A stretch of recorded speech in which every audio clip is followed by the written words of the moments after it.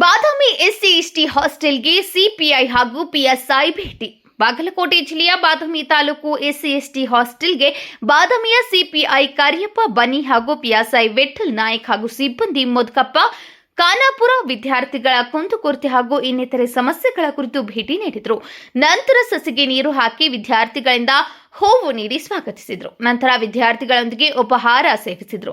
ಈ ಸಂದರ್ಭದಲ್ಲಿ ಹಾಸ್ಟೆಲ್ ವಿದ್ಯಾರ್ಥಿಗಳು, ಸಿಬ್ಬಂದಿಗಳು, ನೇತಾಜಿ ಕೋಟಕನರ್, ಶರಣಪ್ಪ ಬಿ ಬೂದಿಹಾಳ್, ಸಂತೋಷ ಎಂ ಗಾರವಾಡ್ ಹಾಗೂ ಸಿಬ್ಬಂದಿಗಳು ಉಪಸ್ಥಿತರಿದ್ದರು.